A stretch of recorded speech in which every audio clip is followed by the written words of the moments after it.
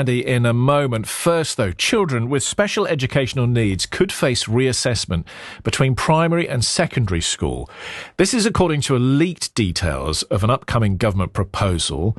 They would lead to the system being completely redesigned, basically, with implications for many of the 480,000 pupils who have legally binding education, health and care plans.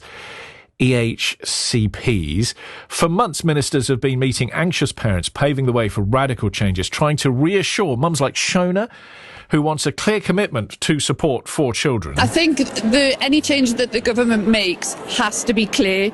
It has to be set out in a way that everyone's responsibilities are crystal clear, because we've had a lot of that's not our responsibility, that's the local authority, that's not our responsibility, that's the school's responsibility, and we're left in the middle, not knowing what to do.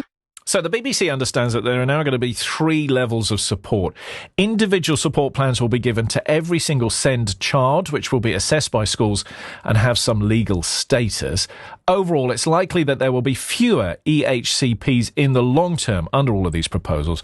The government says it wants to help mainstream schools and help for children with special educational needs get it in there much earlier. I mean, it's a lot to unpick. The plans could be unveiled as early as Monday.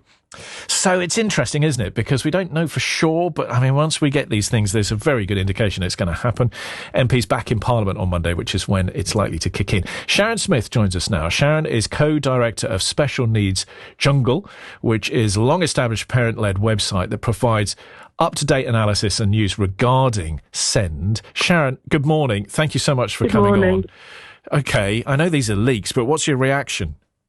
Well, I think first and foremost, the fact that there have been more leaks. There have been leaks since last May as to what might be coming, and I think it's causing and continues to cause very high levels of anxiety with families and with some children and young people who are aware, obviously, as well of what's happening in the news.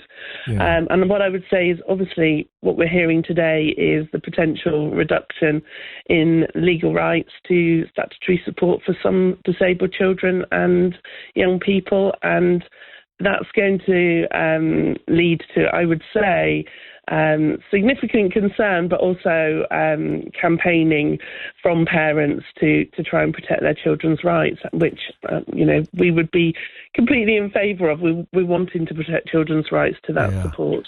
I mean, we know the system didn't really work. I mean, it's under so much pressure and it's taking an awful lot of money to keep it going. So something did need to change here. Absolutely, and I have a 21-year-old daughter, so I've been around the block, and I was involved when the last reforms were introduced in 2014.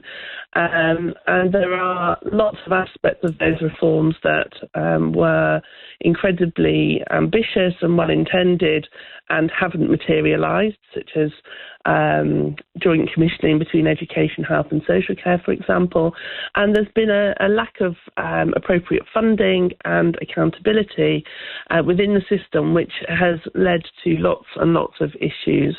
And I think we as a group would be arguing that there are pockets of really good practice and inclusion that are happening within the current system. So it is possible that without changing the legislative framework, that things could improve if there was the will to do so. Well, I suppose we wait for all the details to come out, maybe on Monday. Sharon, thank you so much. I'm sure we'll talk again. Sharon Smith there, co-director of Special Needs Jungle, as we